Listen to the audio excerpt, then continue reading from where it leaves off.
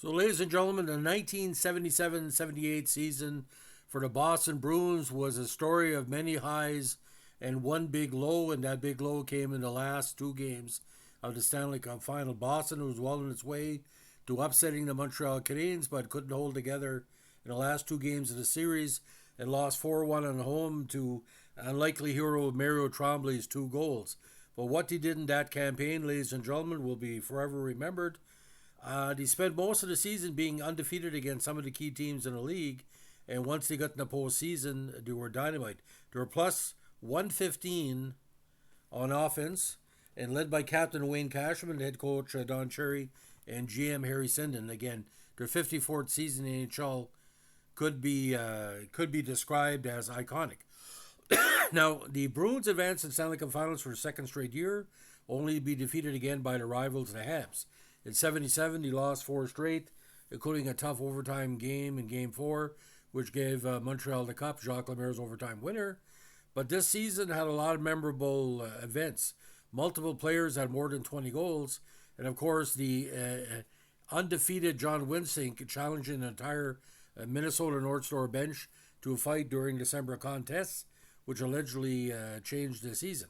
Now, the 78 Bruins set an NHL record unbroken as of this year for having 11 different skaters score 20 goals or more, including Peter McNabb, Terry O'Reilly, Bobby Schmantz, Stan Johnson, Jean Rattel, Rick Middleton, Wayne Cashman, Greg Shepard, Brad Park, Don Marcotte, and Bob Miller.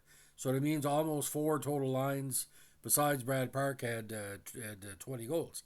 They finished the campaign 51-18-11, well ahead Buffalo and Toronto in the standings, despite the fact that both Toronto and Buffalo had more than 40 wins. Now, of course, the Cleveland Barons were well behind. Now, this year was kind of freaky, ladies and gentlemen. The only teams he really had trouble with were Buffalo, Montreal, and the New York Islanders, because he only lost 18 games all season.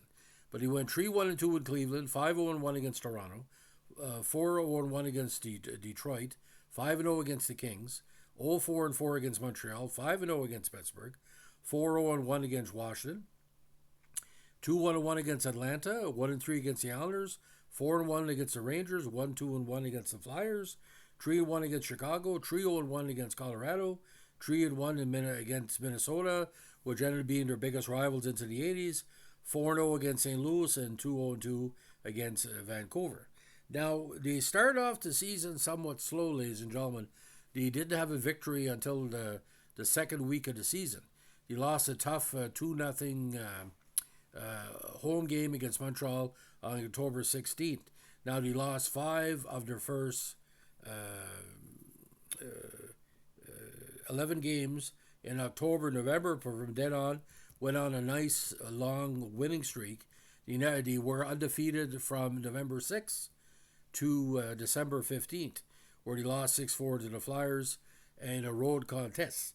Now, the Cleveland Barons, that was the next win streak. They went undefeated from December 18th to January 7th. Next 4 games, he lost 3. But for the rest of the season, ladies and gentlemen, they only lost a handful of games. At one point, their record, ladies and gentlemen, was 35-13-7, and they ended up 16-5-4 the rest of the way. Now, what was kind of freaky, ladies and gentlemen, they having a hard time against the Montreal Canadiens. The biggest game, of course, was a 7-1 shellacking on April Fool's Day 78.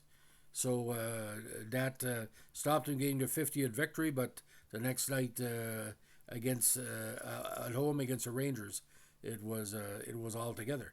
Now, that fight on December 1st, Winston had taken on a marginal player called Alex Pyrus, who was pretty tough. But he then skated over to Minnesota bench and kind of extended his two hands, saying, "You want to bring it on? I'm right here."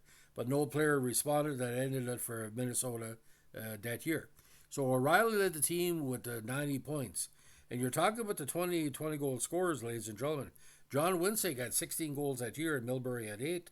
Rick Smith 7. Johnny Busick, an injury-plagued season, had 5. And Matty Hagman scored the big 4 goals as their Swedish connection. Now, 4 people in net for Boston that year: Ron Graham, Joe Gilbert, Jerry Cheevers, and Jim Petey. And in the playoffs, of course, Brad Park led the way for the big squad with 20 points in 15 contests.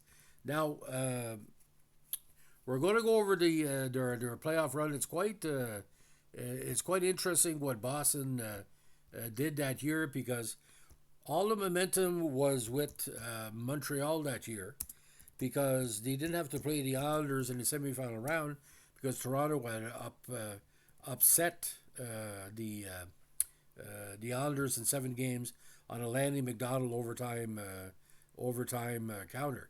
But that's how it goes sometimes, ladies and gentlemen, in the playoffs in the NHL, because you never know what's going to happen.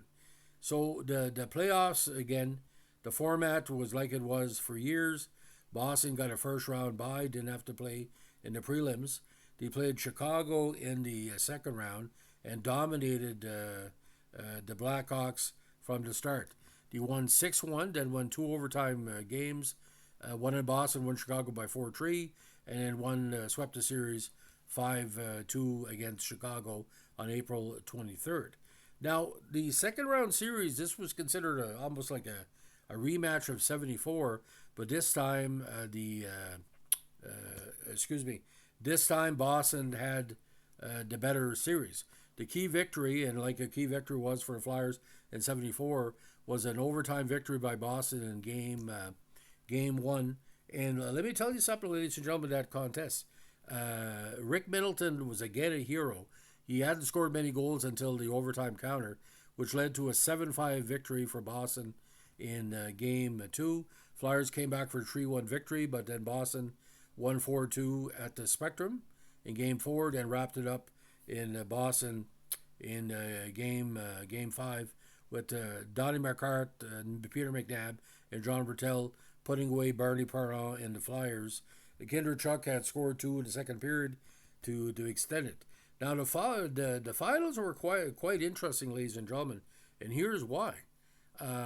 Boston had led the first game 1-0, but from then on Montreal scored 4 straight. But for a lot of people, the key game was game 2, with Guy Lafleur's overtime winner against Jerry Cheevers would mimic a lot what he did to Gilbert the next year. So Boston won game 2 3-0, and game 4, of course, the infamous Bobby Schwartz goal. Larry Robinson, Mondeau, LaRouche, and Jacques Lemaire. Ironically, Mondeau scored the winner, and Marcotte replied for Boston in the third period. But the last 2 games of the series, again, Montreal dominated pretty much those games. A lot of people felt that Boston was pretty well burnt out by that last of that season. So, ladies and gentlemen, how it was working too with Boston, they were trying a lot of players in their lineup, and he made some key trades, including Dennis O'Brien. But Brad Park, again, he was the quarterback of the squad, made NHL first team. And let me tell you something, ladies and gentlemen, it was kind of freaky how it went on, because Gilles Gilbert didn't have an opportunity to play in the postseason, even though he played quite a bit in the regular season. It was Ron Graham that played a couple of games for Boston and even won 2. But Jerry Cheevers, again, that game 2 loss in Montreal stings a lot, because again, you think it's the only time something that's going to happen, but this was. But I think what happened in the postseason, ladies and gentlemen, they were expecting a little bit more production from their big scorers. Greg Shepard only had 2 goals in the postseason. Johnson didn't score a counter in the postseason, so that was most of their 20-goal scorers they chose to play a more defensive game in the postseason, because there was only 4 players that have averaged more than a point or more than a point a game, and Rick Middleton only scored 5 goals in the postseason, and they were relying on him to score a lot, but it never happened. But ladies and gentlemen, the Boston Bruins in '78, fun from start to finish, and you got to understand this was the Boston Red Sox year as well. So Boston was really hot on their major sports teams. Red Sox later went on to almost win the AL East that year. Wouldn't be for a collapse in the second half of the season. But like I said, Bobby Schwartz's goal for a lot of people They felt that was just like a Stanley Cup goal because a lot of people felt he couldn't take Montreal at least 6 games. And just that, they had nothing left in Game 6. You're going to watch the game. Dan Kelly announced it. You had nothing left, and that's no disgrace because, when you got to win, what is it now? 63 games? Back then, you had to win 3 series, so 63 games. So we were 2 games short, so they won 61 games. But then still didn't win the Stanley Cup. That's a freaky number. So, ladies and gentlemen, if you like what we're doing here with our Boston Bruin podcast, especially of the mid and late 70s, let us know with a like, comment, subscribe, or share.